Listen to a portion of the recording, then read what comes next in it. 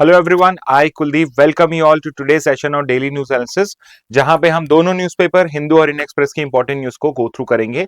आज जनवरी का जो मंथ है वो एंड हो चुका है। This is your last daily news analysis for the January month. और लास्ट डे ऑफ जनवरी को भी कुछ इंपॉर्टेंट न्यूज टॉपिक है, जिसमें एक बहुत इंपॉर्टेंट सुप्रीम कोर्ट का जजमेंट है जिसको हम सबसे पहले गो थ्रू करेंगे। उसके अलावा एक जल जीवन मिशन के ऊपर पे रिपोर्ट आई है, उसको हम गो थ्रू करेंगे। आरटीआई एक्ट को लेके जो इकोनॉमिक सर्वे के अंदर में कमेंट्री आई है, उस पे जो कांग्रेस के लीडर है मल्लिकार्जुन खड़गे, उन्होंने उसको क्रिटिसाइज किया है। तो आरटीआई एक्ट को हम समझेंगे। और इंडियन एक्सप्रेस के अंदर से हमने एक न्यूज को पिक करा है, विच इज कि अभी यूएस के जो सेंट्रल बैंक है, उसका जो गवर्नर है, जिसको फेडरल चीफ कहा जाता है, उसको यहाँ पे नॉमिनेट किया गया है। ओके, तो ये सारी न्यूज है, इनको हम गो थ्रू करेंगे एंड फाइनली फिर हम इनके बेसिस पे जो आज के इंपॉर्टेंट 20 जीके क्वेश्चन है प्लस एक बोनस क्वेश्चन, उसको हम कवर करेंगे। Okay, so let's start with the news analysis for today. Okay, पहला न्यूज लाइक आई सेड कि हम जो सबसे पहले कवर कर रहे हैं कि सुप्रीम कोर्ट ने एक जजमेंट दिया है on menstrual health in school, कि अभी विमेन जो गर्ल्स हैं, गर्ल्स आपकी स्कूल्स में पढ़ती हैं, उनको प्रॉपर मेंस्ट्रुअल हाइजीन मैनेजमेंट उन्हें नहीं मिलता है स्कूल्स में। तो उसके कंटेक्स्ट में एक केस फाइल हुआ था और सुप्रीम कोर्ट ने अब क्या डिसाइड कर दिया है कि जो मेंस्ट्रुअल हेल्थ है, menstrual health of girls in school है, it is integral to right to life. यानी कि सुप्रीम कोर्ट ने आपके जो फंडामेंटल राइट्स हैं, स्पेसिफिकली आर्टिकल 21 के अंदर में, उनका जो दायरा है, उनका जो स्कोप है, वो और इंक्रीज करा है। और अब हमारे राइट टू लाइफ के अंदर में एक और फंडामेंटल राइट ऐड हो चुका है, या उसके इंटरप्रिटेशन में हमने एक और फंडामेंटल राइट को ऐड करा है। ओके, तो इस पूरे केस को समझेंगे। इस केस के अंदर में सुप्रीम कोर्ट ने क्या डायरेक्शंस दिए हैं, उनको हम यहां पे समझेंगे। Okay, fundamental. ओके, तो सबसे पहले सुप्रीम कोर्ट का जजमेंट का नाम क्या है। ओके, एक चीज मैं क्लियर कर देता हूं, आपके एग्जाम्स के अंदर में, दोनों ही एग्जाम्स में बहुत बार जो लेटेस्ट जजमेंट्स होते हैं, स्पेसिफिकली कॉन्स्टिट्यूशन से रिलेटेड जो जजमेंट होते हैं, वो पहले भी पूछे जा चुके हैं और अभी भी पूछे जा सकते हैं। इसलिए सबसे पहले आप इस जजमेंट का नाम कहीं पे लिख लेना, it is doctor Jaya Thakur versus Union of India. So doctor Jaya Thakur versus Union of India case के अंदर में सुप्रीम कोर्ट ने हेल्ड आउट करा है कि menstrual health in school is integral to right to life. Okay, यहां पे अगर फैक्ट्स ऑफ द केस देखा जाए तो एक रिट पिटीशन फाइल करी गई थी। अब रिट पिटीशन क्या होती है? रिट पिटीशन होती है जब आप कोर्ट से स्पेसिफिक रिलीफ मांगते हो, कोर्ट से आप स्पेसिफिक रिलीफ मांगते हो फॉर इन्फोर्समेंट ऑफ राइट्स। तो राइट्स इन्फोर्समेंट के लिए, राइट्स के इन्फोर्समेंट के लिए रिट पिटीशन फाइल होती है। ओके, अब रिट जो है कोई इंडिविजुअल भी फाइल कर सकता है, कोई ऑर्गेनाइजेशन भी फाइल कर सकती है। ओके, और जब कोई ऑर्गेनाइजेशन पब्लिक पर्पस के लिए से फाइल करती है तो इसको हम बोलते हैं पीआईएल। इसको क्या बोला जाएगा? पीआईएल जो है पब्लिक इंटरेस्ट लिटिगेशन। तो यहां पे पब्लिक इंटरेस्ट लिटिगेशन फाइल करी थी डॉक्टर जया ठाकुर ने, जिनके नाम पे ये आपका केस है। इन्होंने क्या हाईलाइट करा कि she went to different school, she did a survey of the schools and she found कि जो स्कूल्स हैं they lack basic menstrual hygiene facilities and it is causing a barrier to girls education. तो जब भी girls puberty as में होती है और उनको मेंस्ट्रुअल फैसिलिटीज की रिक्वायरमेंट होती है, तो बिकॉज स्कूल्स में, कॉलेजेस में वो बिकॉज लैक करती हैं, इस वजह से स्कूल्स में और कॉलेजेस के अंदर में जो गर्ल्स हैं वो ड्रॉप आउट करती हैं। So it is becoming what? It is becoming a hurdle to their right to education. तो राइट टू एजुकेशन जो एक फंडामेंटल राइट है, तो अगर वो गर्ल्स जो है फॉर सम रीजन और दी अदर अगर वो उसको एक्सेस नहीं कर पा रही हैं, तो ये उनके फंडामेंटल राइट का वॉयलेशन है, सुप्रीम कोर्ट ने या इस पिटीशन में यहां पे क्लेम करा गया। ओके, इन्होंने कौन कौन से एलिगेशंस लगाए, and I am sure you must have heard of all of these allegations in one or the other news headlines also, कि जब हम किसी पब्लिक स्कूल में जाते हैं, वहां पे हम देखेंगे कि वहां पे फंक्शनल टॉयलेट्स मिसिंग होते हैं, जेंडर सेग्रीगेटेड टॉयलेट्स नहीं होते हैं, मतलब कि मेल और फीमेल के टॉयलेट्स अलग नहीं होते, there is a single toilet in such cases. Sanitary products जो होते हैं जैसे टैम्पॉन्स हैं, ये सब उनके अवेलेबल नहीं होते हैं, and resulting stigma, humiliation and absenteeism for menstruating student. तो यूजुअली होता क्या है कि इधर द गर्ल स्टूडेंट, गर्ल जो चाइल्ड है, she feels stigma because of her menstrual cycle, she feels humiliated in school settings and then she starts getting absent from the school premises। तो in period के अंदर में वो absent होती हैं, जिससे उसका जो राइट टू एजुकेशन है उसको हार्म होता है। तो यहां पे सुप्रीम कोर्ट ने अपने लिए कुछ इंपॉर्टेंट क्वेश्चंस क्रिएट करे। और सुप्रीम कोर्ट ने जो सबसे पहला इश्यू यहां पे क्रिएट करा, सुप्रीम कोर्ट ने क्या पूछा कि भाई यहां पे जो access to menstrual hygiene management है, जिसको हम शॉर्ट में एमएचएम कह सकते हैं, सुप्रीम कोर्ट ने क्या कहा कि जो access to menstrual hygiene management है, can it be declared part of the fundamental right under article 21। Okay, क्या मेंस्ट्रुअल हाइजीन मैनेजमेंट को आर्टिकल 21 का पार्ट डिक्लेयर करा जा सकता है या नहीं। दूसरा है, अगर एमएचएम फैसिलिटीज अगर स्कूल में लैक करती हैं तो क्या वो उन सब का right to equality, right to education, right to privacy and bodily autonomy, इन सबको क्या वॉयलेट करता है। अब देखिए, सुप्रीम कोर्ट ने सिर्फ और सिर्फ अपने आप को लिमिट आर्टिकल 21 पे नहीं करा। आर्टिकल 21 बात करता है right to life and personal liberty, जिसमें बॉडीली ऑटोनॉमी पार्ट होगा। लेकिन जब यहां पे supreme court right to education का बात कर रहा है तो it is talking about another fundamental right, जो है आर्टिकल 21A। तो you have this article 21A, जो एक separate right to education fundamental right provide करता है। You have right to equality, जो आर्टिकल 14 के अंदर में है। ओके, और right to privacy which is part of article 21। Okay, तो यहां पे article 14, article 21 and article 21A, तीनों आर्टिकल्स को यहां पे सुप्रीम कोर्ट ने अपने जजमेंट के अंदर में कंसीडर करा है, जो it becomes a very important judgment for us. Okay, तो यहां पे सुप्रीम कोर्ट ने क्वेश्चन बनाए एंड फाइनली फिर सुप्रीम कोर्ट ने क्या जजमेंट दिया। और ये मैंने शुरुआत में ही आपको इंट्रोडक्शन में बताया कि सुप्रीम कोर्ट ने क्या डिक्लेयर करा कि जो मेंस्ट्रुअल आपका हाइजीन एक्सेस है, ये आपका एक फंडामेंटल राइट है। It's is a fundamental right under article 21, right to life और डिग्निटी के अंदर में ये फॉल करेगा। तो सबसे पहला पॉइंट कि सुप्रीम कोर्ट ने फंडामेंटल राइट को अफर्म कर दिया है, menstrual health and access to menstrual hygiene is part of right to life and dignity under article 21। Because अगर ये लैक ऑफ एमएचएम फैसिलिटीज होता है तो इससे डिग्निटी अंडरमाइन होती है, it forces unsafe practices and adversely affects education and health. Okay, तो article 21 का वायलेशन माना है and not just 21 but article 21A का भी वायलेट माना है कि जब एमएचएम इनएडुकेसी होती है, मेंस्ट्रुअल हेल्थ मैनेजमेंट मिसिंग होता है किसी स्कूल में, तो it creates a obstacle in the right to education, जिस वजह से जो गर्ल्स स्टूडेंट्स हैं वो स्कूल से एब्सेंट होती हैं and possibly they drop out of school. तो कहीं ना कहीं अगर हम यहाँ पे इन बैरियर्स को रिमूव करेंगे तो स्कूल्स का जो गर्ल्स का पार्टिसिपेशन है स्कूल के अंदर में, इट वुड इंक्रीज एंड वो भी अपने राइट टू एजुकेशन को इक्वालिटी के बेसिस पे यहां पे एंटरटेन कर पाएंगी। ओके, तो फाइनली सुप्रीम कोर्ट ने क्या क्या डायरेक्शन दिए कि जितनी भी स्कूल्स हैं, ओके, तो ये डायरेक्शंस इंपॉर्टेंट है, जितनी भी स्कूल्स हैं चाहे अर्बन एरियाज में हो, रूरल एरियाज में हो, उन सब में functional and gender segregated toilets होने चाहिए। तो आप चाहे अर्बन एरियाज में हो, चाहे रूरल एरियाज में हो, चाहे आप पब्लिक स्कूल हो चाहे प्राइवेट स्कूल हो, ऑल स्कूल्स में, अर्बन रूरल में भी, पब्लिक स्कूल भी एंड प्राइवेट स्कूल भी, सबको ये चीज करनी पड़ेगी। ओके, तो हर स्कूल के अंदर में फंक्शनल जेंडर सेग्रीगेटेड टॉयलेट्स होने चाहिए। दूसरा है, स्टेट्स और यूटीज के ऊपर भी ड्यूटी लगाई है कि आपको free oxo biodegradable sanitary napkins हर स्कूल के अंदर में अवेलेबल कराना है।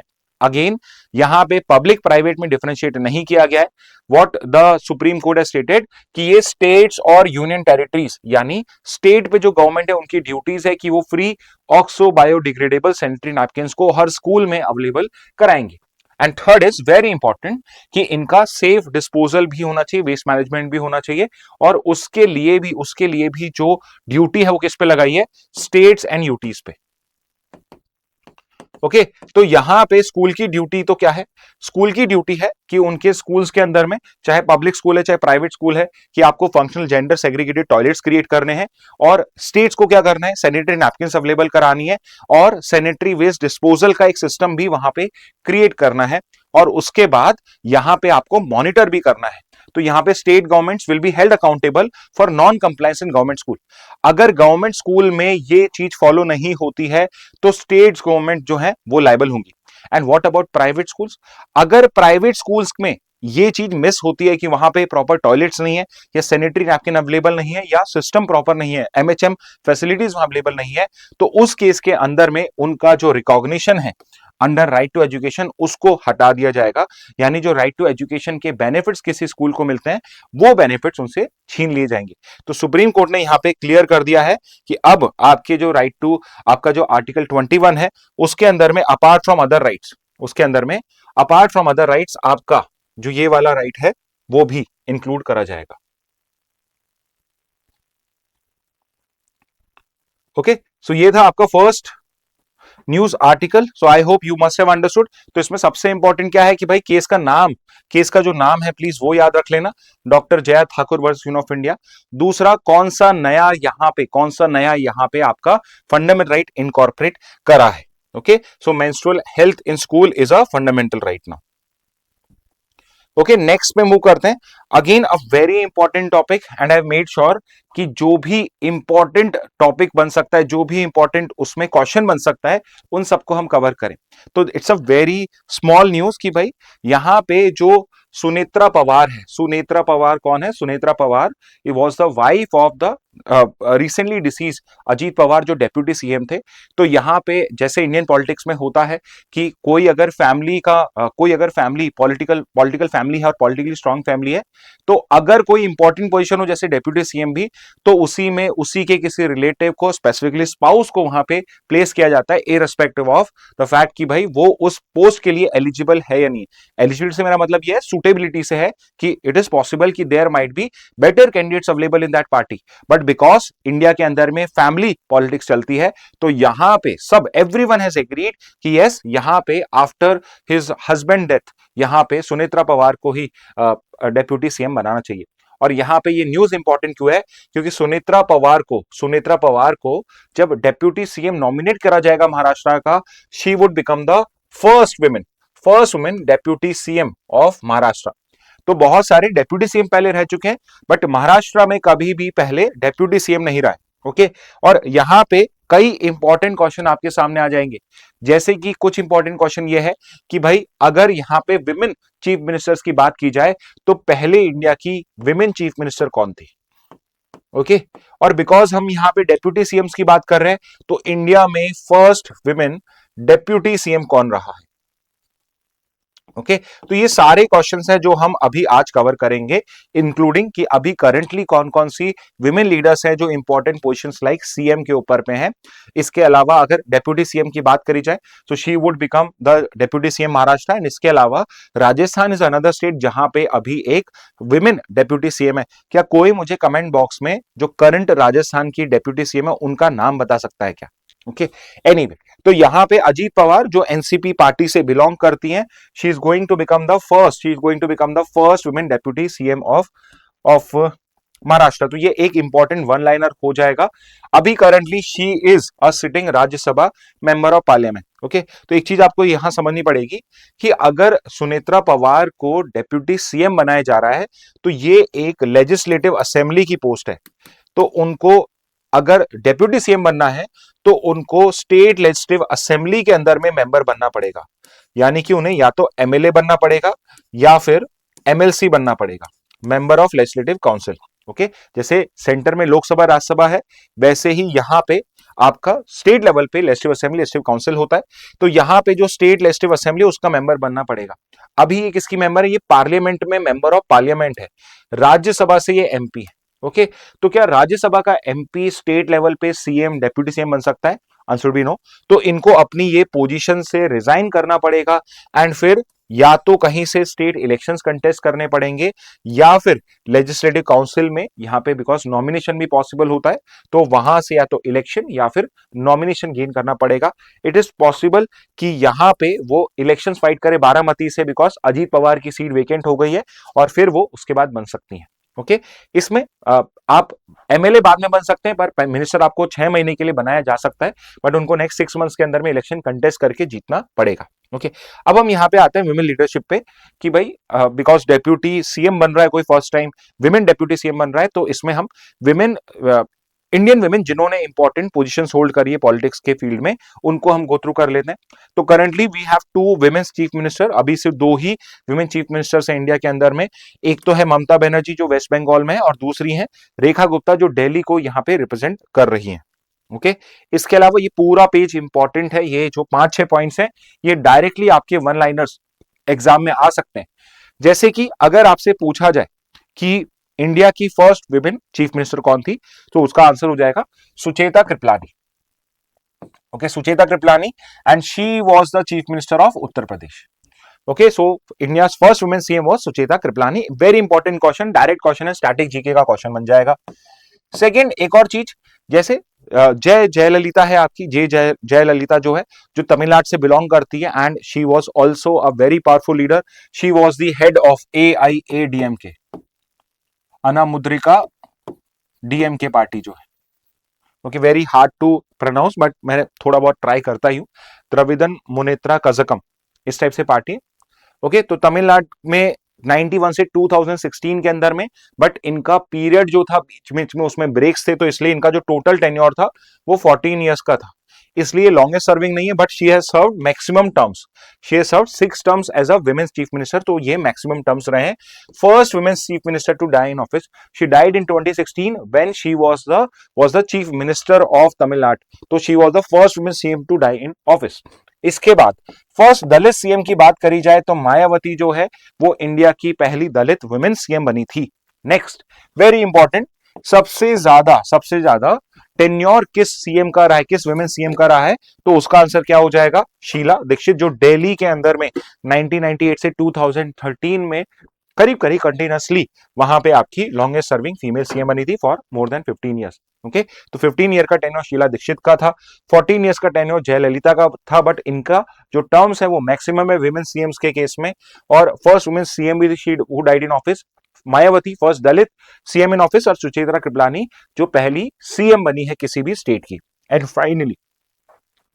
फाइनली अगर डेप्यूटी सीएम्स की बात करी जाए तो विमेन डेप्यूटी सीएम के अंदर में अभी आपके सुनेत्रा पवार को डेप्यूटी सीएम बनाया जा रहा है फर्स्ट टाइम फॉर महाराष्ट्र की।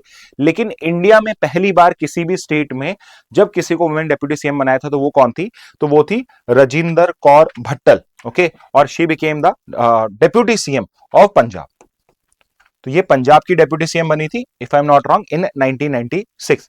She was the first women deputy CM. Okay यहाँ पे लिखा हुआ भी है, first women deputy CM of Punjab was Rajinder Kaur Bhattal. Okay तो ये कुछ इंपॉर्टेंट पॉइंट्स है जिनको आप कहीं पे नोट डाउन कर सकते हो।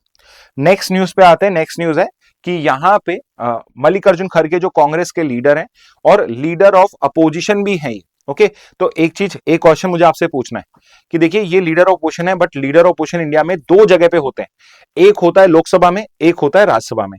तो आप मुझे बताइए कि मल्लिकार्जुन खड़गे leader of opposition in Lok Sabha है या राज्यसभा है, और जिस भी हाउस के ये हैं दूसरे हाउस के अंदर में, जैसे अगर ये लोकसभा के हैं तो राज्यसभा का लीडर ऑफ अपोजिशन बताइए, अगर ये राज्यसभा के हैं तो leader of opposition in Lok Sabha कौन है, ये मुझे आप कमेंट बॉक्स में बताइए।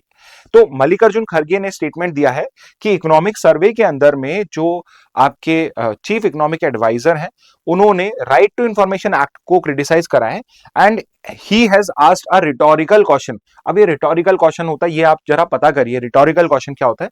And he has asked a rhetorical question कि क्या अब यहाँ पे आरटीआई की बारी है जिसको भी अब यहाँ पे या तो डिलीट कर दिया जाएगा, रिमूव कर दिया जाएगा लॉ बुक से, या फिर इसको भी रिस्ट्रिक्ट कर दिया जाएगा जैसे नरेगा को और बाकी लॉस को यहाँ पे रिस्ट्रिक्ट करा जा रहा है। ओके तो यहां पे इन्होंने आरटीआई एक्ट की बात करी, तो आरटीआई एक्ट जो है वो एक बहुत इंपॉर्टेंट आपका टॉपिक है for GK as well as for legal, दोनों के लिए इंपॉर्टेंट टॉपिक है, इसको अच्छे से करना बहुत जरूरी है। ओके करना भी जरूरी है, समझना भी उतना ही जरूरी है। तो देखिए आरटीआई एक्ट जो है, right to information act, as the name suggest, ये इंफॉर्मेशन का राइट प्रोवाइड करता है। इंफॉर्मेशन किससे, इंफॉर्मेशन गवर्नमेंट से अगर किसी सिटीजन को कोई इंफॉर्मेशन चाहिए तो ये आपका राइट क्रिएट कर देता है कि जो इंफॉर्मेशन अदरवाइज अगर नेशनल सिक्योरिटी को हार्म नहीं कर रही है तो वो इंफॉर्मेशन जो है वो सिटीजन को प्रोवाइड करनी पड़ेगी गवर्नमेंट को। ओके तो ये आपका एक राइट है।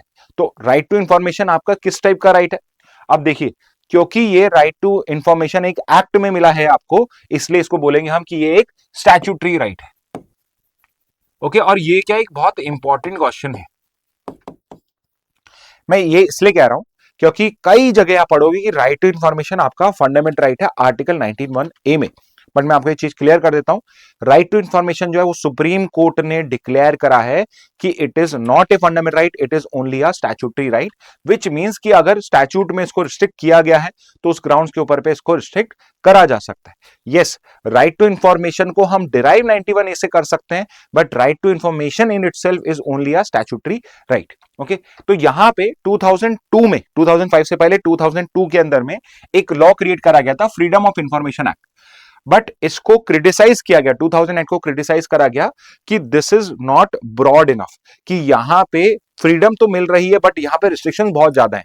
तो फिर इसको स्क्रैप करके, क्योंकि ये कभी लॉ आपका ऑपरेशनलाइज ही नहीं हुआ, इसको स्क्रैप करके आपका नया law right to information act 2005 के अंदर में हमने यहां पे इनेक्ट करा था, और it is a very good law because इसने आपकी गवर्नमेंट के अंदर में ट्रांसपेरेंसी को, अकाउंटेबिलिटी को इंक्रीज करा है कि यहां पे अब गवर्नमेंट जो है वो इंफॉर्मेशन को हाइड नहीं कर सकती है और citizen as a right information claim कर सकता है।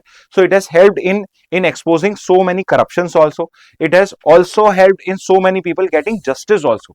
जैसे कोर्ट के अंदर में आपने या गवर्नमेंट डिपार्टमेंट्स में जब आपने आरटीआई फाइल करी है तो उससे जो आपको एविडेंस मिले, आपको जो फैक्ट्स मिले, उससे आप अपने आपको कोर्ट सिस्टम में डिफेंड कर पाए हो, आप उस वजह से आपको जो राइट्स नहीं मिल रहे थे या करप्शन कहीं पे हो रहा था उसको आप एक्सपोज कर पाए हो। ओके, तो it has led to transparency and accountability in public authorities. Okay, अब ये क्या चाहता है, तो ये इंपावर करना चाहता है सिटीजन्स को to access information held by the government, कि यहां पे ये इंफॉर्मेशन एक्सेस जो है सिटीजन्स का वो इंक्रीज करना चाहता है फ्रीडम ऑफ इंफॉर्मेशन एक्ट के थ्रू। ओके, अब यहां पे एक इंपॉर्टेंट क्वेश्चन पे आते हैं कि इसमें इंफॉर्मेशन कौन सी कर सकता है। ओके, ये भी इंपॉर्टेंट क्वेश्चन है कि कल अगर आप आरटीआई फाइल करते हो और वहां से आपके आरटीआई रिप्लाई रिजेक्ट हो जाता है तो यू शुड नो कि क्या आपके पास में राइट भी था या नहीं था।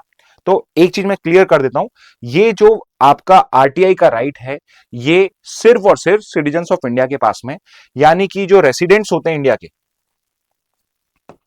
रेसिडेंट मतलब जो इंडिया में रह रहा है, उनके पास में राइट नहीं है, सिर्फ सिटीजन ऑफ इंडिया जो है वो इस राइट को क्लेम कर सकता है। एंड अगेन बिकॉज यहां पे रेसिडेंसी क्राइटेरिया नहीं है, तो अगर कोई citizen of India outside India भी है तो वो आउटसाइड इंडिया भी क्लेम कर सकता है। ठीक है, यहां पे ये लॉ कहीं नहीं कहता है कि citizen of India in India को ही ये राइट मिलेगा। Any citizen of India anywhere in the world can ask for and can seek information under this law. और एक बहुत इंपॉर्टेंट रीजन है, क्या आपको किस वजह से वो इंफॉर्मेशन चाहिए, रीजन क्या आपका इंफॉर्मेशन को क्लेम करने का, क्या वो बताना जरूरी है। तो ये बहुत इंपॉर्टेंट है कि कोई रिक्वायरमेंट नहीं है, तो आप बिना रीजन बताए कि आपको इंफॉर्मेशन क्यों चाहिए, आप यहां पे इस इंफॉर्मेशन को क्लेम कर सकते हो। क्योंकि अगर आपका रीजन जस्टिफाइड नहीं लगता है तो यहां पे जरूरी नहीं है कि आपका रीजन जस्टिफाइड है, सामने वाली अथॉरिटी को लग रहा है कि रीजन जस्टिफाइड नहीं है तो उस बेसिस पे वो रिजेक्ट कर सकती थी। इसलिए इस चीज का भी ध्यान रखा गया और बिना रीजन के आप इंफॉर्मेशन क्लेम कर सकते हो। अब इंफॉर्मेशन, राइट टू इंफॉर्मेशन है तो इंफॉर्मेशन को डिफाइन करना जरूरी है। तो इंफॉर्मेशन में क्या क्या आता है, तो देखिए जितने भी यहां पे गवर्नमेंट डॉक्यूमेंट्स की बात हो रही है, रिकॉर्ड्स की बात हो रही है, record, documents, memos, emails, opinions, advises, तो ये जो ईमेल, ओपिनियन और एडवाइस है, ओपिनियन है जो एडवाइस है, ये सब भी आप क्लेम कर सकते हो। ओके, इसमें मैं थोड़ा सा एडवांस लेवल पे बता रहा हूं, बट प्राइम मिनिस्टर ने प्रेसिडेंट को क्या एडवाइस दी, वो एडवाइस, ओपिनियन यहां पे क्लेम नहीं करी जा सकती है। आर्म ऑफिशियल्स ने क्या एडवाइस दी प्राइम मिनिस्टर को, प्रेसिडेंट को, वो इंफॉर्मेशन आप क्लेम नहीं कर सकते हो। बट अदरवाइज जनरल गवर्नमेंट में जो ओपिनियंस है, एडवाइसेस है, उस इंफॉर्मेशन को क्लेम किया जा सकता है। इसके अलावा press releases, circulars, orders, log books, contract reports etcetera, तो आप सब टाइप की जो इंफॉर्मेशन होती है उसको क्लेम कर सकते हो। और इट डज नॉट मैटर कि वो रिटन फॉर्म में, इलेक्ट्रॉनिक फॉर्म में, क्योंकि यहां पे अगर डेटा इलेक्ट्रॉनिक फॉर्म में है तो उसको भी क्लेम किया जा सकता है, मैनुअल फॉर्म में, फिजिकल फॉर्म में है तो उसको भी क्लेम किया जा सकता है। ओके, और यहां पे एक और बहुत इंपॉर्टेंट पॉइंट है कि क्या किसी प्राइवेट बॉडी की इंफॉर्मेशन क्लेम करी जा सकती है, कि अगर कोई प्राइवेट बॉडी है, एग्जाम्पल के लिए रिलायंस का एग्जाम्पल ले लेते हैं, Reliance is a private body. Okay, Reliance is a company, okay, public company है। अगर इसकी कोई इंफॉर्मेशन पब्लिक अथॉरिटी को एक्सेसिबल है, फॉर एग्जाम्पल कि लेट्स टेक वन एग्जाम्पल कि सेबी एक बॉडी है, security and exchange board of India, तो अगर आप एक पब्लिक कंपनी हो तो आपके रेगुलेशन कौन करता है, सेबी करता है। तो यहां पे अगर कोई इंफॉर्मेशन रिलायंस की सेबी एक्सेस कर सकता है, सेबी रिलायंस को मैसेज सेंड कर सकता है कि मुझे आपका लेट्स से कि पिछले साल का जो परफॉर्मेंस है उसका एक पूरा रिपोर्ट कार्ड चाहिए। तो यहां पे अगर सेबी इसको क्लेम कर सकता है तो एक इंडिविजुअल भी इस इंफॉर्मेशन को रिलायंस से या सेबी से क्लेम कर सकता है। तो ऑब्वियसली आप रिलायंस के अगेंस्ट में फाइल नहीं करोगे, आप सेबी से रिलायंस की इंफॉर्मेशन को क्लेम करोगे। तो अगर सेबी उसको क्लेम कर सकता है यानी वो इंफॉर्मेशन पब्लिक अथॉरिटीज को मिल सकती है, तो वो इंफॉर्मेशन आपको भी दी जाएगी। तो ये भी एक बहुत ही इंपॉर्टेंट पॉइंट है। अगर एग्जामिनर एक डिफिकल्ट क्वेश्चन बनाना चाहेगा लॉ का तो इस तरीके से बना सकता है। ओके सो एक थोड़ा सा ब्रेक ले रहा हूं मैं। आपका ईशांत ने यस, दिया कुमारी इंद्रेश बिल्कुल सही, राज्यसभा से है, और राहुल गांधी फ्रॉम लोकसभा है, बिल्कुल सही बिल्कुल सही। ओके, राहुल लोकसभा से राहुल गांधी, तो आप दोनों ने सही आंसर्स दिए, नाइस। ओके, तो यहां पे ये इंफॉर्मेशन की डेफिनेशन में फॉल करेगा। इसके अलावा कि आप इंफॉर्मेशन किससे क्लेम करते हो, you claim information from public authorities, public authority से आप इंफॉर्मेशन क्लेम करते हो। तो पब्लिक अथॉरिटीज में कौन आएगा, तो भाई सिंपल है, सेंटर और स्टेट के अंदर में। एक चीज और क्लियर करता हूं, स्टेट लेवल पे भी अलग से आरटीआई एक्ट बनाए जाते हैं। ओके, स्टेट लेवल पे भी अलग आरटीआई एक्ट होगा, सेंट्रल लेवल के लिए अलग आरटीआई एक्ट होगा। लेकिन अगर स्टेट से सेटिस्फैक्टरी जवाब नहीं मिलता है तो आरटीआई एक्ट जो सेंटर का है उसमें भी आपके पास में रेमेडीज हैं। Anyway, what you need to know is कि पब्लिक अथॉरिटीज में कौन आता है, तो जितने भी कॉन्स्टिट्यूशन के अंदर में बॉडीज हैं, जितनी भी बॉडीज पार्लियामेंट और स्टेट लेजिस्लेचर के अंदर में, गवर्नमेंट के departments and ministries, okay, and not just दोस्त। तो यहां पे तो क्या है, सारे के सारे कॉन्स्टिट्यूशन पार्लियामेंट के अंदर में, स्टेट लेजिस्लेटिव असेंबली के अंदर में, और लोकल बॉडीज जो है वो सब इसमें आ गए, डिपार्टमेंट मिनिस्ट्रीज में आ जाएंगी। बट इन सब के अलावा कोई भी ऐसी पब्लिक या private body which is own, controlled और substantially financed by government, including NGO substantially funded. तो यहां पे देखिए, सिर्फ गवर्नमेंट बॉडीज नहीं, पब्लिक या private bodies which are either owned, controlled or substantially financed by the government including non governmental organizations, तो उनको भी इसके अंदर में इंक्लूड करा गया है। Okay, so this becomes important for you. ठीक है, तो ये सब पब्लिक अथॉरिटीज में आ जाएगा, तो ये भी आप लिख सकते हैं कहीं पे। इसके बाद की प्रोविजंस देख लेते हैं कुछ जो आरटीआई एक्ट के अंदर में, कि अगर आप आरटीआई एक्ट के अंदर में पेटिशन फाइल करते हैं, so what is the time limit जिसके अंदर में आपको इंफॉर्मेशन मिलनी चाहिए। So the time limit is 30 days, 30 working days जो है उससे टाइम काउंट होगा, यानी कि जो हॉलीडेज है उनको रिमूव करके फिर आपका जो 30 डेज का टाइम है उसको, उस इंफॉर्मेशन को आपको उसमें प्रोवाइड करना है। लेकिन अगर कोई इंफॉर्मेशन ऐसी है जो किसी पर्सन के लाइफ और लिबर्टी से कंसर्न करती है तो उस केस में 48 आवर्स। एग्जाम्पल के लिए कि अगर किसी पर्सन को यहां पे अरेस्ट किया गया है और उस कंटेक्स्ट में कोई आरटीआई रिप्लाई मांगी गई है तो उसमें आंसर 30 डेज में नहीं 48 आवर्स यानी 2 दिन के टाइम में आपको प्रोवाइड करना पड़ेगा। ओके, फीस क्या लगती है, तो बहुत नॉमिनल फी होती है, generally it is 10 rupees. Okay, आप 10 रुपए में एक आरटीआई फाइल कर सकते हो। ओके, फॉर स्टूडेंट्स जो अभी 11th 12th में या किसी कॉलेज में भी हैं अगर और वो उसको देख रहे हैं, तो एक चीज क्लियर करता हूं, आपकी जो मार्कशीट, नॉट मार्कशीट्स, आपकी जो आंसर शीट्स है, आपकी जो आंसर शीट्स है यानी जो मार्किंग हुई है उसको भी आप आरटीआई एक्ट के अंदर में क्लेम कर सकते हो। So they are part of RTI act. Okay, specifically मैं सीबीएसई के जो 12th के एग्जाम्स होते हैं, बोर्ड एग्जाम्स हैं, 10th के बोर्ड एग्जाम्स हैं, उनके आंसर शीट्स को आप क्लेम कर सकते हो। ये सुप्रीम कोर्ट ने एक स्पेसिफिक केस में कहा है। तो अगर आप 11th 12th में है, 10th में किस कोई आपका ब्रदर सिस्टर है, उनकी अगर आपको लगता है आंसर कॉपी ढंग से चेक नहीं हुई है, ओके, इसको गलत तरीके लिए यूज मत करना कि किसी के मार्क्स ज्यादा आ गए और वो कह रहे हैं कि यार मैंने पढ़ाई नहीं करी थी, या आपको पता है इतना होशियार नहीं कैसे मार्क्स आ गए, तो आप उसकी आंसर शीट्स को आरटीआई के अंदर में क्लेम कर सकते हो। Okay, provided you have the proper details. Okay, इसके अलावा एक और रिक्वायरमेंट होती है, ये सेक्शन 4 में लिखा हुआ है कि यस, आरटीआई के अंदर में इंफॉर्मेशन क्लेम करी जा सकती है, but at the same time जितने गवर्नमेंट डिपार्टमेंट्स है वो प्रोएक्टिवली डिस्क्लोज करिए, खुद से आप पब्लिश करिए जितनी इंफॉर्मेशन को आप ऑनलाइन वे में आपके एक मंथली ब्रोशर में या न्यूज एक सर्कुलर के थ्रू आप उसको रिपोर्ट कर सकते हैं। ओके, अब एक और इंपॉर्टेंट उस पर आ जाते हैं सेक्शन पे, तो सेक्शन 8 है। ओके, सेक्शन 8 है आपका आरटीआई एक्ट का, जिसके अंदर में सारे एग्जेम्पशंस प्रोवाइडेड है। ओके, इसमें कौन कौन सी ऐसी इंफॉर्मेशन है जो आरटीआई एक्ट के अंदर में डिनाई करी जा सकती है। ओके, स्टूडेंट्स, मैं आपके कमेंट बॉक्स कंटिन्यूअसली चेक कर रहा हूं, कमेंट बॉक्स को, तो अगर आपका कोई क्वेश्चन है तो आप वहां पे पूछ सकते हैं। ओके, एनीवे, एग्जेम्पशंस में क्या क्या है, मतलब कौन कौन सी इंफॉर्मेशन है जिसको गवर्नमेंट डिनाई कर सकती है कि ये इंफॉर्मेशन आपको नहीं मिलेगी। तो उसमें सबसे पहले आ जाएगा कि भाई कोई भी ऐसी इंफॉर्मेशन जो नेशनल सिक्योरिटी और सॉवरेनिटी को यहां पे अफेक्ट करती है उसको यहां पे रिस्ट्रिक्ट करा जा सकता है।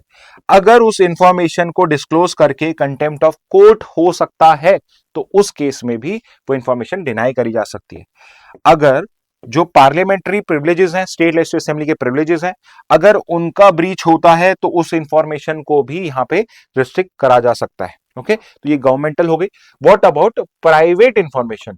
तो commercial confidence, trade secrets, intellectual property, आप किसी से कहिए कि पेटेंट में जो इंफॉर्मेशन दी गई है वो डिस्क्लोज कर दीजिए, because let's say you want to misuse that patent, तो इंटेलेक्चुअल प्रॉपर्टी की इंफॉर्मेशन जो है, जो पब्लिक स्पीयर में अवेलेबल नहीं है, वो डिस्क्लोज नहीं करी जा सकती है।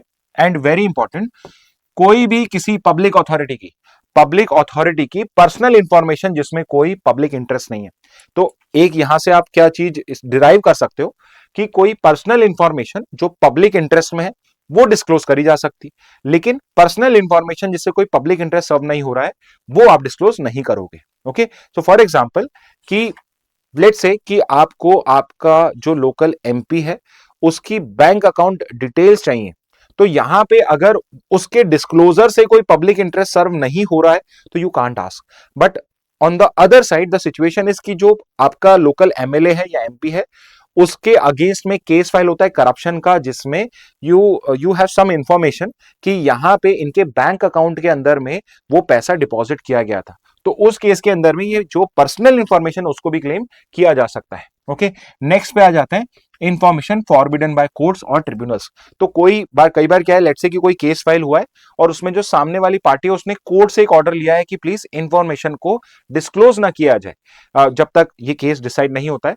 तो उस केस के अंदर में अगर यहाँ पे आपका जो चीफ इंफॉर्मेशन कमिश्नर है उसको अगर आपने आरटीआई फाइल किया है तो वो आपकी रिक्वेस्ट को डिनाई कर सकता है, बिकॉज ये जो इंफॉर्मेशन है it is forbidden bye courts और ट्रिब्यूनल, उन्होंने मना किया है। Okay, however very important, public interest override.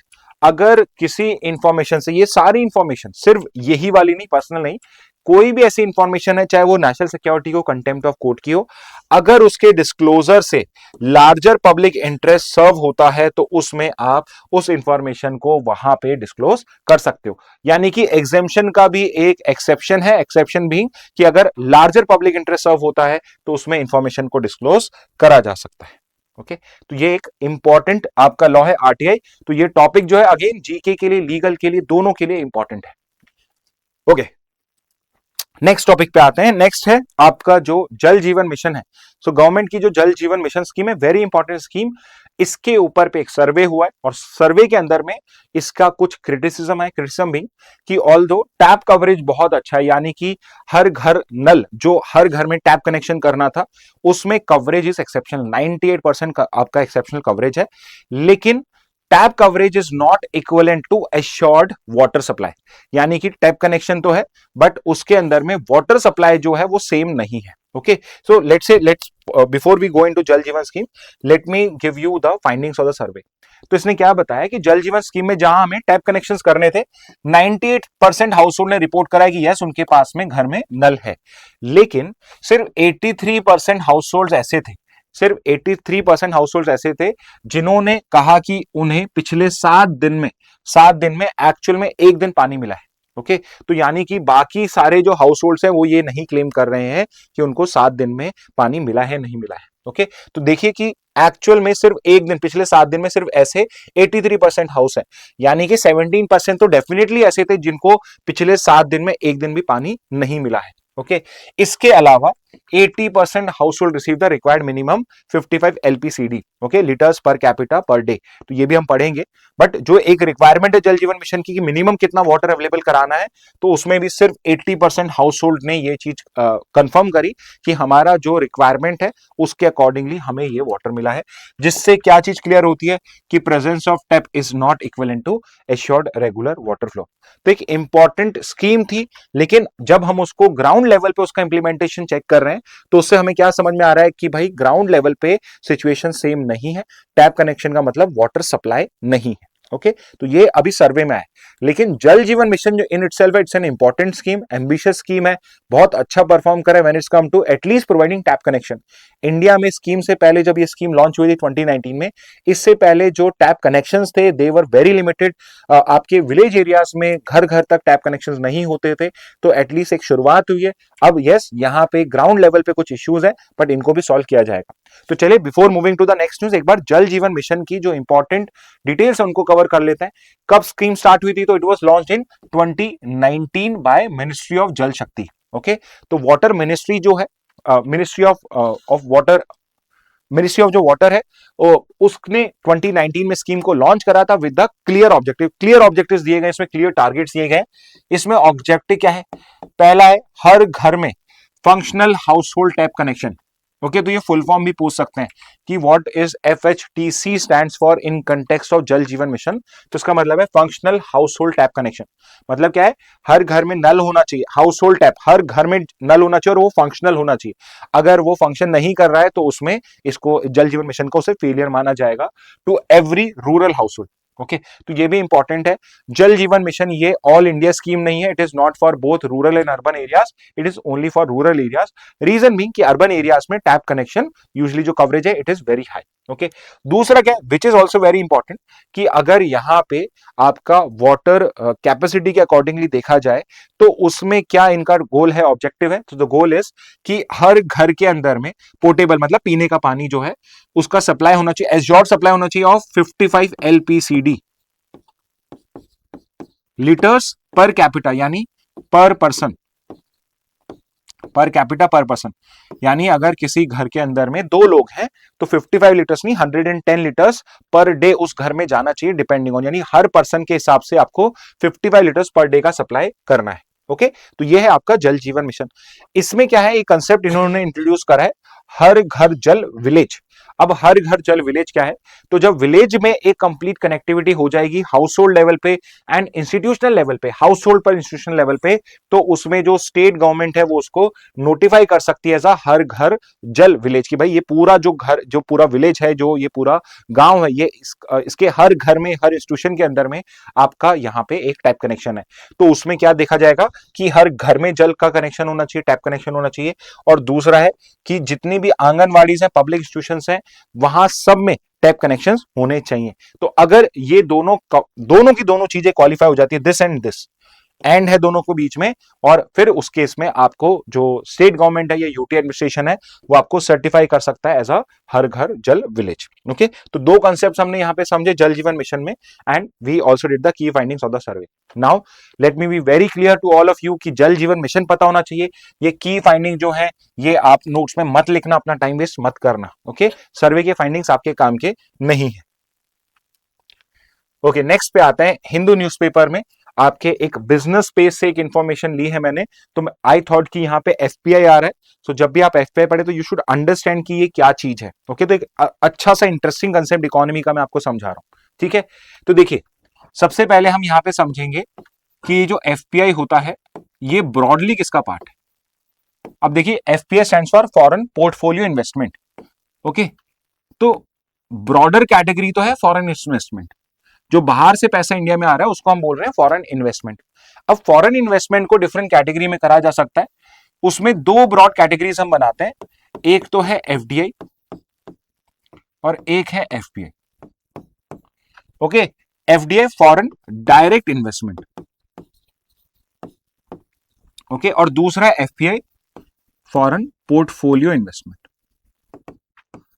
ठीक है अब देखिए डायरेक्ट भी बताता हूं मैं, पोर्टफोलियो कहां पे यूज होता है, तो अगर आप शेयर मार्केट में कहीं पे ट्रेड करते हैं तो आप जिन कंपनीज का शेयर्स बाय करते हो वो सारी जो कंपनीज है, आपका जो पूरा इन्वेस्टमेंट है उसको क्या बोला जाता है कि आपका ये पोर्टफोलियो है, कि आपने इस तरीके से इन्वेस्टमेंट कर रखा है। यानी कि portfolio basically denotes a person's और a company's investment in a particular in a set of companies. Okay दूसरी साइड पे जब हम एफडीआई देखते हैं यहां पे वर्ड यूज है डायरेक्ट, यानी कि यहां पे आपने मल्टीपल कंपनीज में इन्वेस्ट नहीं करा है, आपने किसी एक सिंगल कंपनी या एक सिंगल सेक्टर में इन्वेस्ट करा है। तो यहां पे हम जो फॉरेन इन्वेस्टमेंट होता है उसको 2 कैटेगरी में डिवाइड करते हैं, एक होता है एफडीआई, एक होता है एफपीआई। इसमें इनके मेनली कैरेक्टरिस्टिक्स क्या है वो हम बाद में कभी डिस्कस करेंगे, जब भी एफडीआई एफपीआई का इश्यू आपके सामने आएगा, पॉसिबली बजट के केस में हम इसको करेंगे। बट यहां पे एफडीआई क्या होता है, डायरेक्ट इन्वेस्टमेंट होता है in a company, in a single company और अ सेक्टर। ओके, तो इसमें इसकी खास बात क्या होती है कि इसका जो इन्वेस्टमेंट है वो ग्राउंड लेवल पे होता है। तो एक एग्जांपल अगर मैं देता हूं कि अगर एप्पल एफडीआई लेकर आ रहा है, तो एप्पल अगर एफडीआई लेकर आया तो इंडिया में एप्पल जो है वो अपना एग्जांपल के लिए स्टोर ओपन करेगा या फैक्ट्री, यानी ग्राउंड लेवल के ऊपर पे वो पैसा जो है उसको इन्वेस्ट किया जा रहा है। लेकिन अगर एप्पल एफपीआई लेकर आएगा, सो rather than investing in the market directly, वो किसी कंपनी में करेगा। जैसे कि यहां पे वो किस में करेगा, एग्जांपल के लिए एप्पल ने पोर्टफोलियो इन्वेस्टमेंट करा है, कैसे कि उसने रिलायंस के शेयर बाय करें। ओके, रिलायंस के शेयर्स बाय करें, ठीक है। तो एफडीआई के अंदर में इन अ कंपनी या फिर आपका सेक्टर्स, सेक्टर से मतलब है कि आप डायरेक्टली इन्वेस्ट कर रहे हो। ओके, तो आपने एप्पल ने आके आईटी सेक्टर के अंदर में इन्वेस्ट करा बाय ओपनिंग अ स्टोर यहां पे या फैक्ट्री यहां पे। ओके, तो आप किसी कंपनी में के साथ जॉइंट वेंचर स्टार्ट कर सकते हो। जैसे कि आपने अगर एमजी कंपनी का नाम सुना, एमजी मोटर्स जो कार्स आती हैं जिसकी, उसने जिंदल ग्रुप के साथ मिलके जॉइंट वेंचर स्टार्ट करा है कार को मैन्युफैक्चर करने का यहाँ पे। ओके, तो this would be example of what, कि भाई ये एक जॉइंट वेंचर है जो एफडीआई है। सिमिलरली मारुति सुजुकी जो है वो एक जॉइंट वेंचर था मारुति और सुजुकी का, जो जापानीज कंपनी है, तो वो एफडीआई हो जाएगा।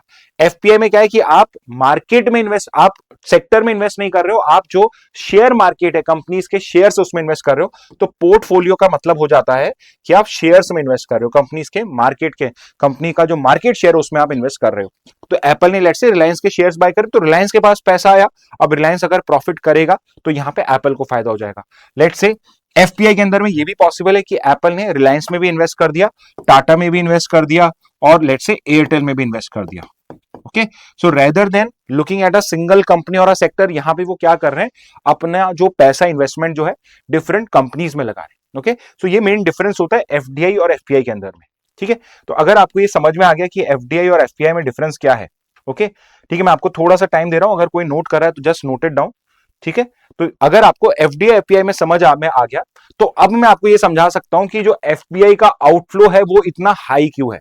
यहां पे इंडिया में जो एफपीआई है, जो लोगों ने इन्वेस्ट किया था, जैसे एप्पल ने यहां पैसा लगाया, वो पैसा को वापस लेके जा रहा है। आउटफ्लो का मतलब क्या है कि पैसा अंदर आ नहीं रहा, इनफ्लो नहीं है, आउटफ्लो है, पैसा बाहर जा रहा है। तो उसके रीजंस क्या है उसको समझेंगे। तो ये भी एक इंटरेस्टिंग कंसेप्ट है जो मैं आपको समझा रहा हूं। ठीक है, अब देखिए एफपीआई या तो इन होगा या आउट होगा। ठीक है, तो कहीं पे आप पढ़ोगे कि ग्रॉस एफपीआई इतना है, कहीं पे पढ़ोगे आप नेट एफपीआई कितना है। ग्रॉस एफपीआई जब मैं बोल रहा हूं तो मैं जो इनफ्लो और आउटफ्लो उसको ऐड कर रहा हूं, तो मैं ये देख रहा हूं कि इंडिया और लेट्स से यूएस के बीच में या फॉरेन मार्केट्स के बीच में कितना ज्यादा foreign investment to and fro हो रहा है। लेकिन अगर मैं नेट एफपीआई कैलकुलेट करूंगा तो मैं यहां पे जो नेट इन है उसमें से आउट को माइनस कर दूंगा, तो मुझे आइडिया लग जाएगा कि टोटल पैसा इंडिया में कितना है। तो जैसे कि एग्जांपल दे लेते हैं नेट एफपीआई समझने के लिए। सो एग्जांपल ये है कि लेट से इंडिया में किसी ने 100 रुपीज इन्वेस्ट करे, इंडिया में 100 रुपीज आए हैं, और लेट से इंडिया से 80 रुपीज गए, यानी कि नेट एफपीआई यानी इंडिया में एक्चुअल में कितना पैसा आया है, 20 एफपीआई है, 20 रुपीज आए इंडिया के अंदर में, बिकॉज 100 पैसे किसी ने इन्वेस्ट करे बट 80 रुपए निकाल भी लिए। ओके, तो यहां पे ये एग्जांपल होता है नेट एफपीआई का। अब यहां पे हम एक बार का ये भूल जाइए, अब हम यहां पे सिर्फ डिस्कस कर रहे हैं कि भाई एफपीआई जो है यूजुअली डेवलपिंग कंट्रीज में फॉरेन इन्वेस्टर्स आते हैं बिकॉज यहां ग्रोथ रेट हाई होती है। तो लेकिन यहां पे इंडिया में एफपीआई आउटफ्लो जो है वो अपने हाईएस्ट लेवल पे क्यों है, तो उसके दो रीजन बताए हुए हैं। पहला तो है वीक अर्निंग्स, और ये सिंपल सा, ये तो आप समझ ही जाओगे, लेकिन दूसरा कंसेप्ट है यहां पे रुपी डेप्रिसिएशन का।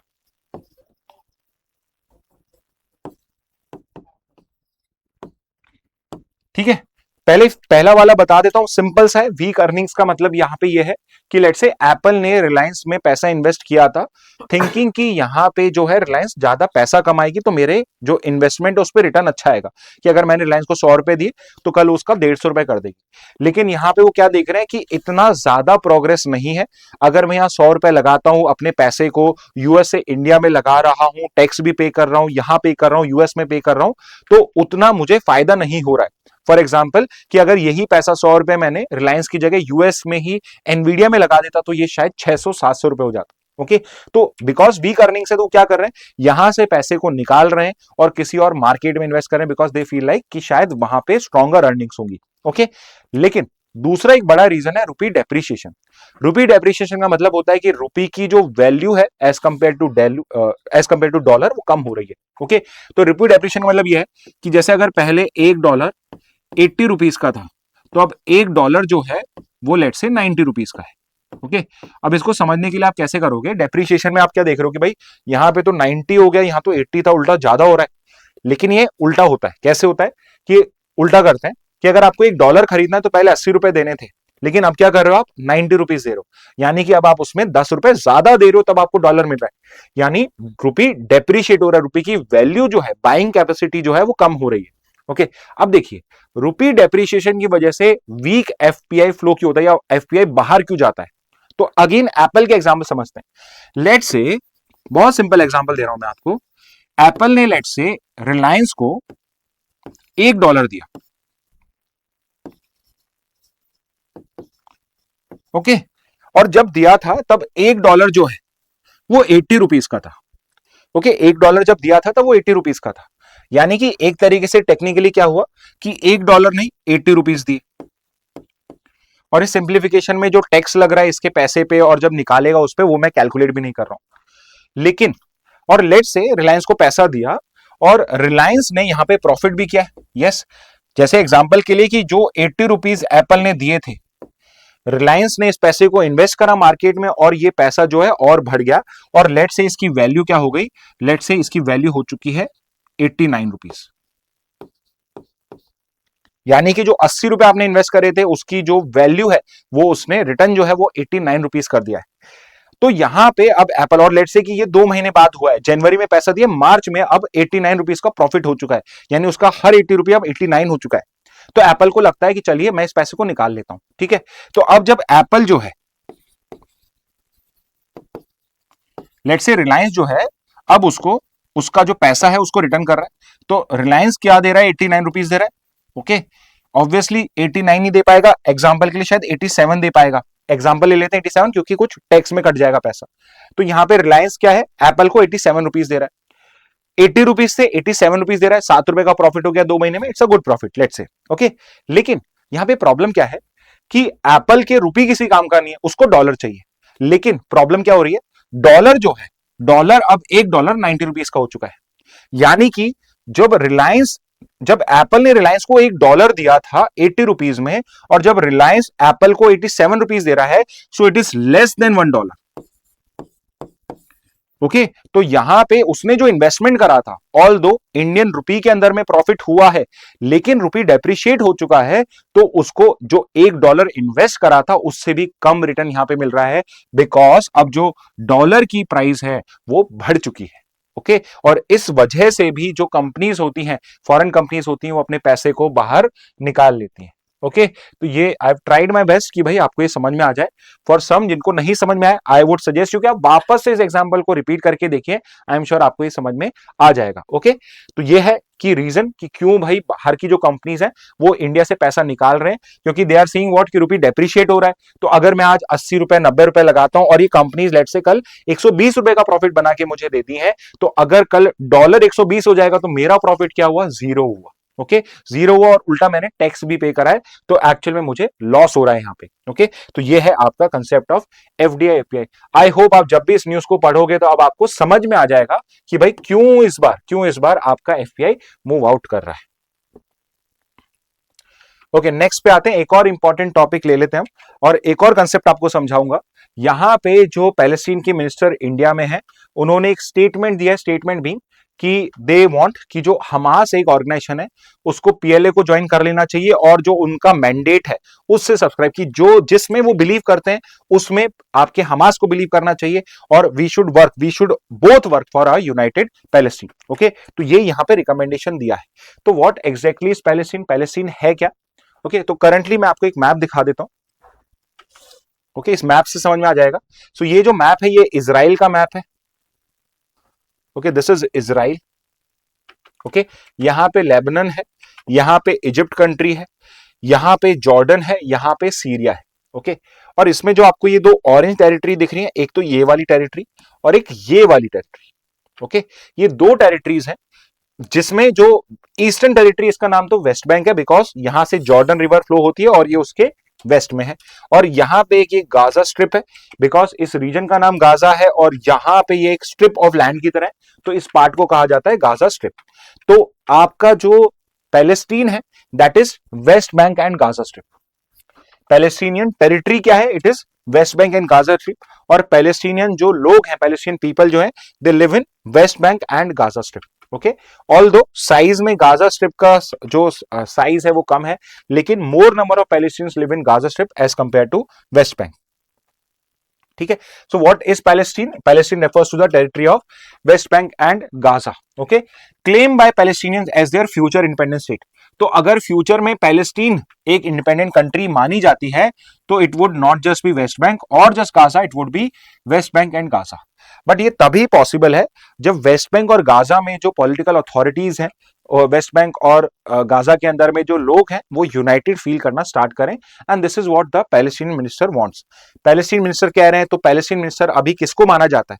तो जो वेस्ट बैंक में पॉलिटिकल अथॉरिटीज हैं उनको ही अभी पैलेस्टीन का रिप्रेजेंटेटिव कंसिडर किया जाता है। ओके, तो currently partially govern by the Palestine authority in the West bank. Okay, तो एक चीज मैं क्लियर कर देता हूं, वेस्ट बैंक है और गाजा है, तो वेस्ट बैंक जो है it is govern by Palestinian authority. Okay, तो ये जो पैलेस्टीन अथॉरिटी है वो इसको गवर्न करता है। और जो गाजा स्ट्रिप है इसको कौन गवर्न कर रहा है? इसको गवर्न कर रहा है हमास। ठीक है, इसको कौन गवर्न कर रहा है? हमास। यहां पे लिखा हुआ भी Gaza Strip has been under the de facto control of Hamas since 2006। 2006 में इलेक्शंस कंडक्ट हुए थे पैलेस्टीन में, तो वेस्ट बैंक में तो पैलेस्टीन अथॉरिटी की मेजोरिटी आई थी, लेकिन गाजा के अंदर में हमास ने इलेक्शन को स्वीप करा था और ओवरऑल पॉपुलेशन गाजा की ज्यादा है, तो पैलेस्टीन की गवर्नमेंट हमास के पास में आनी चाहिए थी। लेकिन because of international agreements Palestine authority ने यहां पे गवर्नमेंट को ट्रांसफर नहीं करा, तो उससे हुआ क्या कि 2006 ऑनवर्ड वेस्ट बैंक में तो पैलेस्टीन अथॉरिटी गवर्न करने लग गई जो पैलेस्टीन को रिप्रेजेंट करती है, और गाजा स्ट्रिप के अंदर में हमास ने रिप्रेजेंटेशन करना स्टार्ट किया। ठीक है, तो यहां पे आप देख सकते हो गाजा स्ट्रिप और वेस्ट बैंक की इंफॉर्मेशन है। जो ये गाजा स्ट्रिप है इसके बारे में क्या क्या है? स्मॉल कोस्टल इंक्लेव है ऑन द मेडिटेरियन सी, यानी कि इसकी बॉर्डर किससे है? मेडिटेरियन सी के साथ में है। बाकी की बॉर्डर इजराइल और इजिप्ट के साथ। अब अगर यहां गाजा में ये देखोगे आप, ये राफा बॉर्डर है जो इजिप्ट से है, और बाकी क्या है? बाकी इजराइल से इसका टच है। ओके, कंट्रोल कौन करता है? हमास से करता है since 2006। Okay, has faced repeated conflicts and blockades. तो अभी जो आपका कॉन्फ्लिक्ट चल रहा है वो पूरे पैलेस्टीन में नहीं है, it is mainly confined to Gaza strip, और यहां पे गाजा स्ट्रिप में ही कॉन्फ्लिक्ट को एंड करने की कोशिश करी जा रही है। On the other side we have the West Bank, on the eastern side we have West Bank, जो एक लैंडलॉक टेरिटरी है किसके बीच में? इजराइल और जॉर्डन के बीच में। ये जो एक एक लाइन है ये सब अपने आप में क्वेश्चन है, तो प्लीज इनको अच्छे से करना। ओके, इसको एडमिनिस्टर कौन करता है? Palestine authority. तो ये सारे पॉइंट्स मैं आपको वैसे भी बता चुका हूं। ठीक है, अब यहां पे एक ऑर्गेनाइजेशन की बात कर लेते हैं, पीएलओ, और दूसरी ऑर्गेनाइजेशन है हमास। ओके, अब ये पैलेस्टीन लिबरेशन ऑर्गेनाइजेशन क्या है? ओके, अब देखिए पूरा इसका हिस्टोरिकल कंटेक्स्ट समझने के लिए तो आपको इजराइल पैलेस्टीन का जो एमआईटी है उसको देखना पड़ेगा। I would advise all of you कि आप एक बार इजराइल पैलेस्टीन की जो एमआईटी आपके क्लैटवेब चैनल पे उसको देख लीजिए, आपको बहुत अच्छे से जो इजराइल पैलेस्टीन का इशू वो समझ में आ जाएगा उससे। ओके, बट यहां पे मैं थोड़ा, बिकॉज टाइम की कमी है, तो सिर्फ पीएलओ और हमास आपको समझा देता हूं अभी। तो देखिए, पीएलओ ऑर्गेनाइजेशन जो है वो 1964 में क्रिएट करी गई थी, और नाम क्या है इसका? Palestine Liberation Organization. And the reason why PLO was created was because before 1991 जो पैलेस्टीन था, जो पैलेस्टीन रीजन जिसे हम कहते हैं, it was part of Israel only, it was under Israel control only. Okay, और यहां पे 1964 में जाके जो लोग वेस्ट बैंक और गाजा में थे, दे फेल्ट लाइक कि नहीं, हमारा एक अलग कंट्री होना चाहिए और we are going to call it Palestine. तो यहां पे एक मूवमेंट स्टार्ट होता है, एक ऑर्गेनाइजेशन क्रिएट होती है, पीएलओ, 1964 में। ओरिजिनली जब पीएलओ क्रिएट होती है, it work like a terrorist organisation only. Okay, ये आर्म्ड रिवोल्ट कर रही थी against the Israeli people as well as the Israeli government. लेकिन विद टाइम इन्होंने यहाँ पे एक दूसरे से डिस्कशन हुआ, डिस्कशन हुआ, नेगोशिएशंस हुए, एंड फाइनली 1991 में ऑस्लो अकॉर्ड साइन होते हैं। 1991 में ऑस्लो अकॉर्ड साइन होते हैं और these are the turning point.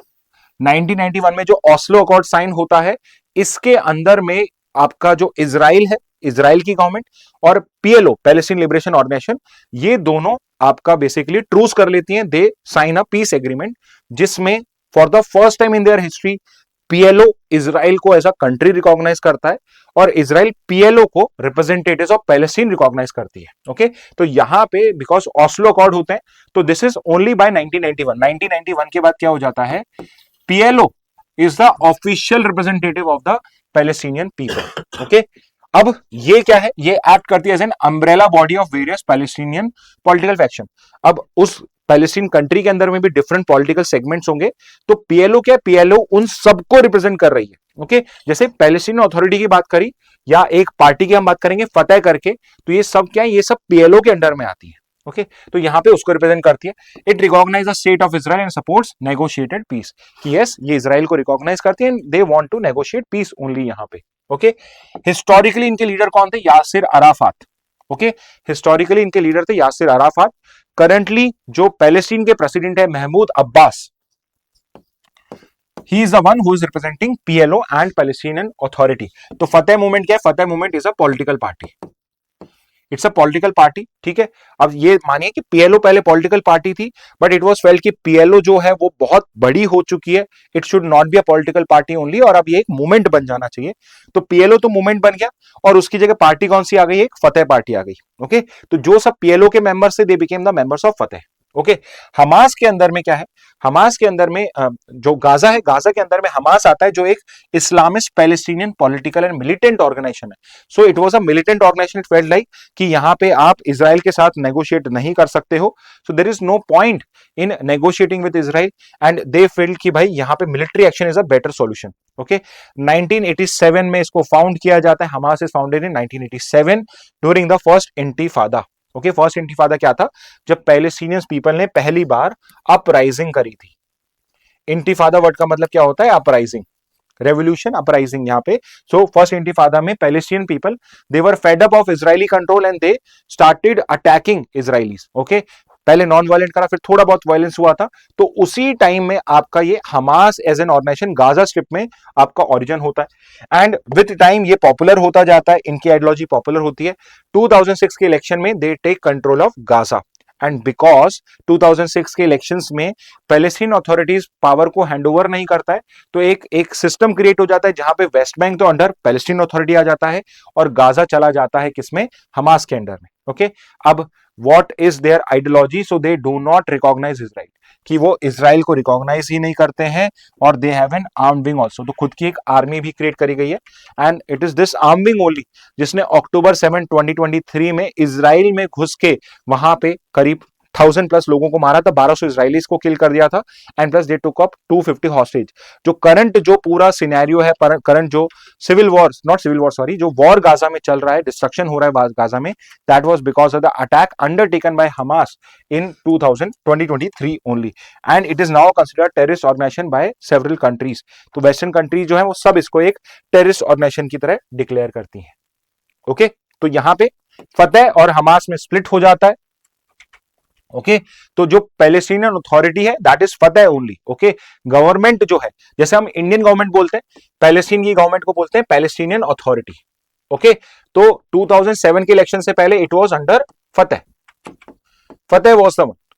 और अब क्या है, 2007 में इलेक्शन होता है, तो फतेह तो जीत जाता है कहां पे, आपके वेस्ट बैंक में, और यहां कौन जीत जाता है, हमास, और तब से इन दोनों के बीच में डिस्प्यूट चल रहा है। ओके, तो political and territorial division since 2007।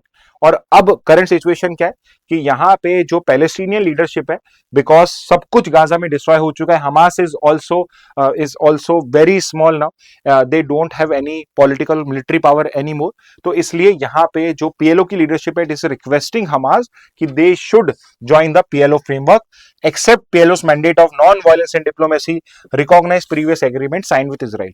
तो जो इजराइल के साथ स्पेसिफिकली ऑस्लो अकॉर्ड साइन किया था उसको आप रिकॉग्नाइज करिए, सो दैट हम एक unified Palestinian political authority create कर सके।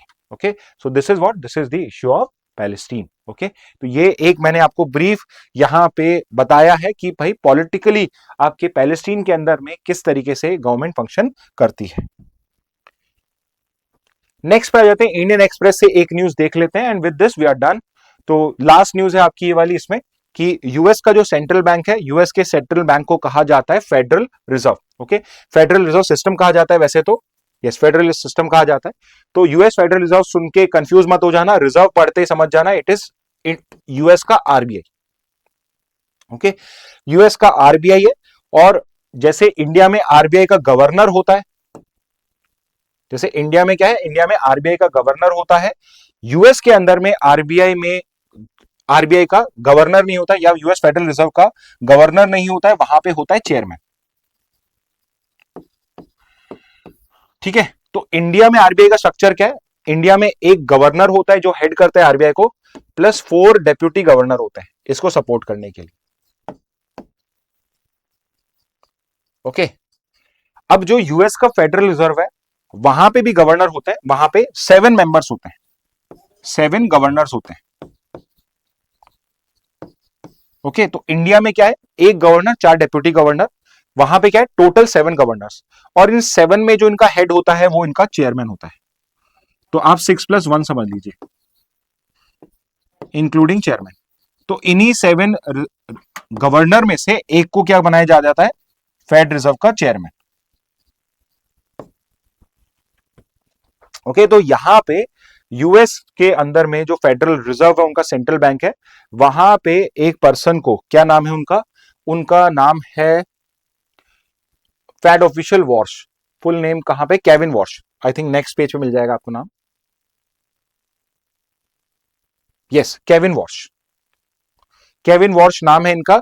तो ये नए फेड चेयर नॉमिनी है, नॉमिनेटेड है, तो अभी इनको कंफर्मेशन करा जाएगा। ओके, कंफर्मेशन कैसे होता है, आई थिंक ये फर्स्ट पार्ट यस हमारा हो चुका है। ओके, तो यहां पे बोर्ड ऑफ गवर्नर्स होता है, इंडिया में भी आरबीआई में गवर्नर और प्लस 4 डेप्यूटी गवर्नर है, यानी ये एक बोर्ड ऑफ गवर्नर आरबीआई का है।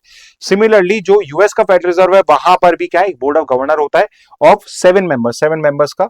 तो इसमें से जो हेड होता है उसको बनाया क्या जाता है, उसको बनाया जाता है आपका चेयरमैन। ओके, और किसको बनाया गया, केविन वॉर्श को बनाया गया है आपका फेडरल चेयरमैन वहां पे। ओके, कैसे करा जाता है अपॉइंटमेंट, तो सबसे पहले जो यूएस के प्रेसिडेंट हैं, okay I am sure you know his name, president of US.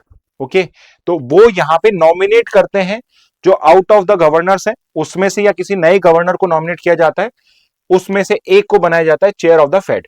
Fade का शॉर्ट ही किसका ये है, फेडरल रिजर्व सिस्टम का शॉर्ट, फेडरल रिजर्व सिस्टम। तो इंडिया में तो हो गया आरबीआई और वहां क्या हो जाएगा, एफआरएस। ओके, तो ये जो नॉमिनेटेड पर्सन है, इसको अब यूएस सेनेट जो है वो कंफर्म करता है, इसमें वोटिंग करी जाएगी यूएस सेनेट के अंदर में। तो ये क्या है, ये है अपर हाउस, अपर लेजिस्लेटिव हाउस। तो जैसे यहां राज्यसभा है वहां पे सेनेट होता है। ओके, तो जो यूएस सेनेट है वो यहाँ पे वोटिंग करेगा, और अगर यहाँ पे इनको मेजोरिटी मिल जाती है तो उस केस के अंदर में he would be serving a 4-year term. Okay, 4 year का टिपिकल टर्म होता है, और जो रिन्यूएबल है यानी कि इसको बाद में एक्सटेंड किया जा सकता है, but this is how the Fed chair is appointed. Okay, तो ये थे स्टूडेंट्स आपके हिंदू और इंडियन एक्सप्रेस से न्यूज सारी की सारी, और अब हम आ जाते हैं आपके 20 जीके क्वेश्चंस पे। Okay, again just a reminder, usual reminder, answer कैसे करोगे, नंबर लिखोगे क्वेश्चन का, और उसके बाद फर्स्ट ए, 1B, 1C या 1D जो भी आपका आंसर है। ठीक है, तो चलिए स्टार्ट करते हैं with the 20 GK question plus 1 bonus question for today. Okay, पहला question, the supreme court linked menstrual health and hygiene schools to which fundamental right under the Indian constitution. कौन से आर्टिकल के अंदर में उसको इंक्लूड करा गया है as a fundamental right. Okay, let me see. Okay, first का आंसर है ए, बिल्कुल correct Ishaan. Okay, let's see fastest finger first हो जाएगा, सबसे पहले कौन करता है। Sunetra Pawar is poised to become first women deputy CM of which Indian state? It is Maharashtra. तो सेकंड का आंसर हो जाएगा बी। थर्ड पे आ जाते हैं। Who holds the distinction of being the India's first women chief minister? पहली India's first women chief minister कौन थी? It was Sucheta Kripalani. तो थर्ड का answer D. Yes, correct Ishan Chandresh. Fourth क्या देखते हैं? India's first Dalit women to become a chief minister. सबसे पहली दलित विमेन चीफ मिनिस्टर कौन थी? फोर्थ का आंसर आप क्या दोगे? फोर्थ का आंसर है ए, मायावती। नेक्स्ट पे जाते हैं फिफ्थ का। यस, फोर्थ का ही बिल्कुल सही। फिफ्थ का, which women leader serve the longest tenure as a chief minister in India? Longest tenure किसका था? ओके, दिल्ली से थी, 15 इयर्स का इनका टेन्योर था and it was Sheila Dikshit. तो फिफ्थ का आंसर क्या होगा? डी। सिक्स पे आ जाते हैं। Rajinder Kaur Bhattal is known for being India's first women to hold which post in a state government? इन्होंने कौन सी पोस्ट होल्ड करी थी? तो she was the first deputy CM. कहां से? पंजाब से। तो सिक्स का आंसर क्या हो जाएगा? सी। सेवेंथ पे आ जाते हैं। Seventh, in which year was the right to information act pass by parliament? RTI act कब पास हुआ था? आरटीआई एक्ट के आगे कौन सा ईयर जुड़ा हुआ है? So it is 2005। तो सेवेंथ का आंसर हो जाएगा डी। ओके, करेक्ट यार, आप सब सही आंसर दे रहे हैं। फिफ्थ का सी था, सिक्स का सी था, सेवेंथ का डी है। एट पे आ जाता है। Who is legally eligible to submit an RTI application in India? कौन इसमें सबमिट कर सकता है? Any person present in India, any person resident in India? नहीं। Any resident of India? नहीं। Any citizen of India? तो एट का answer हो जाएगा ए यहां पे। नाइन देखते हैं, आप कर सकते हैं क्या? When information is sought under RTI concerns life और liberty the reply must be given within. तो वैसे तो 30 डेज में है, बट अगर लाइफ एंड लिबर्टी का इशू है तो 48 आवर्स। तो नाइन का आंसर सी, बिल्कुल सही। Tenth, which earlier legislation was replaced by RTI act? RTI act ने कौन से लॉ को रिप्लेस करा? इससे पहले कौन सा लॉ था, आपको यह बताना है। टेंथ का आंसर क्या है? बी।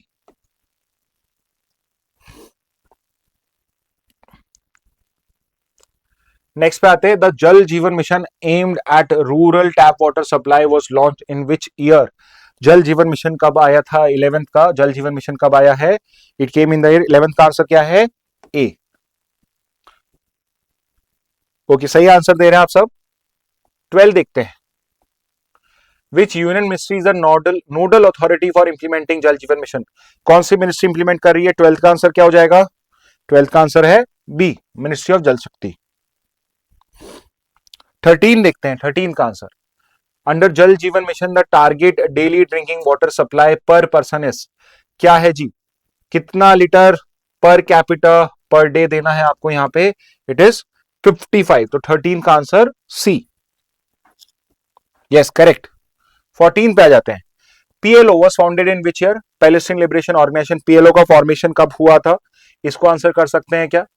क्या ए सही है? नहीं। क्या बी सही है? नहीं। क्या सी सही है? नहीं। क्या डी सही है? यस, एबीसी गलत है तो डी ही सही होगा। 14 का आंसर है डी। 14 का आंसर डी है, 1964। Good good Indresh. 15 का देखते हैं। Which body is internationally recognised as the official representative of the Palestinian people? अब देखिए यहां पे आप इजीली हमास और इस्लामिक जिहाद तो डिलीट कर दोगे, बट पीएलओ या पीए में से कौन रिप्रेजेंट करता है? 15 का आंसर आप क्या दोगे? 15 का आंसर आप क्या दोगे? पीएलओ दोगे या पीए दोगे? Let me see. Okay, yes, correct. Yes, both of you have given the right answer. 15 का आंसर क्या है? ए है। 16 पे आ जाते हैं। Hamas is exercise D facto control over the Gaza strip since? Hamas कब से कंट्रोल कर रहा है गाजा स्ट्रिप को? 16 का आंसर क्या है? बी, 2006 से, जब से इलेक्शंस कंडक्ट हुए हैं। 16 का बी। 17 पे आ जाते हैं। 17 क्या है? India's official position on resolving the Israel Palestine conflict supports which framework? Okay, ये अच्छा इंटरेस्टिंग क्वेश्चन है। ओके, ये अभी आज डिस्कस नहीं करा है, but it's a very basic question कि इंडिया जो है कौन सी पोजीशन को यहाँ पे सपोर्ट करता है 17th में। तो देखिए यहाँ पे इजराइल और पैलेस्टीन में दो उनके आर्ग्यूमेंट्स हैं या दो उनके इजराइल पैलेस्टीन के सॉल्यूशन है। एक तो ये है कि इजरायलीज कहते हैं कि इजराइल जो पैलेस्टीन है it should be inside Israel only. Okay, तो जो अरब पॉपुलेशन है पैलेस्टीन की वो इजराइल के अंदर में। पैलेस्टीनियंस में कई एक ग्रुप है जैसे हमास वो क्लेम करता है इजराइल को एग्जिस्ट करने का राइट नहीं है और यहाँ पे सिर्फ एक single country. But there is a group of people both in Israel and Palestine जो मेजोरिटी में जो ये कहते हैं कि Israel can be one country and Palestine can be one country. Okay, दो कंट्रीज हो सकती हैं और इसको बोला जाता है to provide a two state solution. और इंडिया भी यहाँ पे टू स्टेट सॉल्यूशन को ही सपोर्ट करता है। तो 17 का आंसर क्या हो जाएगा? बी। 18 पे आ जाते हैं। Who formally nominates the chairperson of US federal reserve. 18 का आंसर क्या देंगे आप? 18 का आंसर है कौन करता है भाई? कि यूएस सेनेट करता है nominate, federal open market committee नहीं। ये जैसे इंडिया में आपकी मॉनेटरी पॉलिसी कमेटी, ऐसे वो कमेटी है वहां पे कि यूएस सुप्रीम कोर्ट है नहीं, it is the president of US. 18 का आंसर क्या होगा? डी। ठीक है, देखते हैं आप सही कर पाते हैं। यस, बिल्कुल सही। 19 का देखते हैं। A member of US federal reserve board of governors is appointed for a term of, कितने टाइम का टर्म होता है? It is for 4 years। तो 19 तो इजी सा क्वेश्चन है, सी। आई एम श्योर आप सही आंसर करेंगे। 20th पे आ जाते हैं। ये डिस्कस नहीं करा था मैंने आज, ये एक आपका बोनस क्वेश्चन।